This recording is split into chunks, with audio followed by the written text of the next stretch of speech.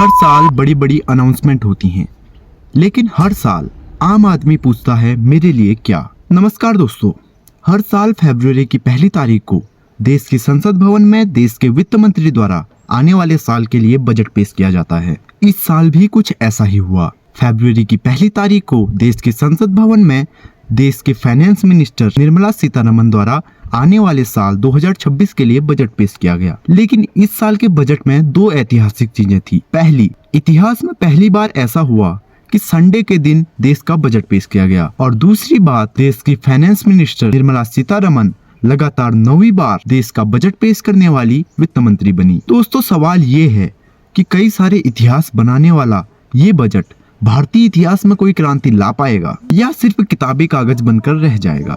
आइए दोस्तों, आज हम बात करेंगे यूनियन बजट 2026 की। एक ऐसा बजट जो सिर्फ एक साल का हिसाब किताब नहीं बल्कि आने वाले इंडिया का डायरेक्शन बताता है।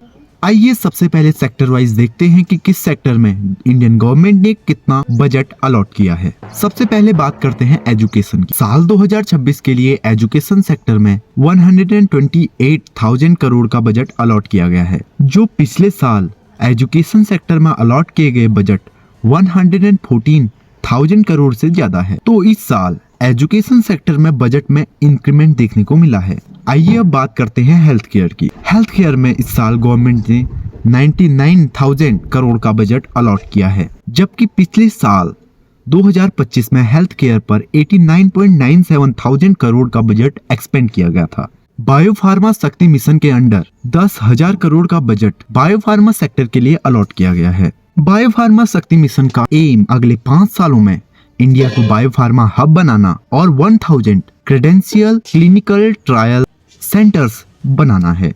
इसका कंसिक्वेंस फार्मा एक्सपोर्ट बूस्ट और हाई स्किल जॉब्स के तौर पर देखा जा सकता है। आइए अब बात करते हैं रोडवेज की। रोडवेज के बजट में भी बढ़ोतरी देखने को मिली है। इस साल गवर्नमेंट ने रोडवेज पर 287,000 करोड़ एक्सपेंड करने का प्लान बनाया है, जो पिछले सभी बजटों में सर्वाधिक है। डिफेंस, इंडिया की जान कहे जाने वाले डिफेंस सेक्टर के बजट में भी इंक्रीमेंट देखने को मिला है। पिछले साल गवर्नमेंट ने डिफेंस सेक्टर पर 641,000 करोड़ एक्सपेंड किए, जबकि इस साल गवर्नमेंट डिफेंस सेक्टर पर 681,000 करोड़ एक्सपेंड करने जा रही है, जो किसी भी सेक्टर में सर्वाधिक है। आइए अब बात करते हैं रेलवेज की। रेलवेज और ट्रांसपोर्टेशन इंफ्रास्ट्रक्चर पर हैवी एलोकेशन जारी है। सरकार high speed corridor, station redevelopment and logistic efficiency पर पैसा खर्च करने को तैयार है। इस साल गवर्नमेंट ने रेलवेज पर 564,000 करोड़ खर्च करने का प्लान बनाया है, जो पिछले सभी वर्षों में सर्वाधिक है।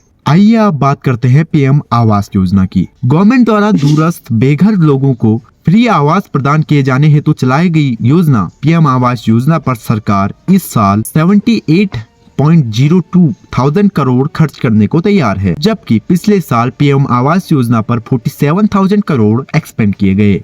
आइए अब बात करते हैं आम आदमी द्वारा जमा किए जाने वाले डायरेक्ट एंड इनडायरेक्ट टैक्सेस के बारे में। टैक्सेशन के सेक्टर में गवर्नमेंट इस साल कुछ भी नया नहीं लेकर के आई है। टैक्सेशन के पिछले साल वाले स्लैब को कंटिन्यू रखा गया है। आइए अब बात करते हैं कुछ अदर मिशंस की, जो हमारे फाइनेंस मिनिस्टर द्वारा कल संसद भवन में डिस्कस किए गए। Semiconductor mission 2.0, backbone of modern economy माने जाने वाले चिप्स और सेमीकंडक्टर्स पर सरकार 40,000 करोड़ खर्च करने को तैयार है। इसके लिए सरकार ने सेमीकंडक्टर्स मिशन 2.0 का ऐलान किया है, जिसके under red R&D, chip design, training centre और टैलेंट पाइपलाइन पर काम किया जाएगा। बजट 2026 के साथ सरकार ने 10,000 करोड़ का SME ग्रोथ फंड का भी ऐलान किया है, जिसका एम क्रेडिट एक्सेस इंप्रूव करना, स्केल अप सपोर्ट जनरेट करना और एम्प्लॉयमेंट जनरेट करना है। इस साल खर्च किए जाने वाले मनी रोड मैप के साथ साथ फाइनेंस मिनिस्टर निर्मला सीतारमण ने डिस्कस किया सरकार के कुछ प्राइमरी अर्निंग सोर्स के बारे में, जिनमें से टॉप पर है बोरोइंग। सरकार देशी और विदेशी संस्थाओं से पैसे बोरो करती है ताकि देश को सुचारू रूप से चलाया जा सके। नंबर 2 पर है इनकम टैक्स और वहीं तीसरे नंबर पर है GST, goods and service tax. सरकार इस साल लार्ज स्केल कैपेक्स के साथ में देश का विकास करने को तैयार है। कैपेक्स के under long term infrastructure, transportation infrastructure और कंस्ट्रक्शन है। साथ ही गवर्नमेंट पर फिस्कल डिसिप्लिन को फॉलो करने का भी प्रेशर है। आपको यूनियन बजट 2026 में कौन सा पॉइंट सबसे स्ट्रॉन्ग लगा, कमेंट में जरूर बताएं। और अगर वीडियो पसंद आई हो तो लाइक, शेयर एंड सब्सक्राइब। जय हिंद।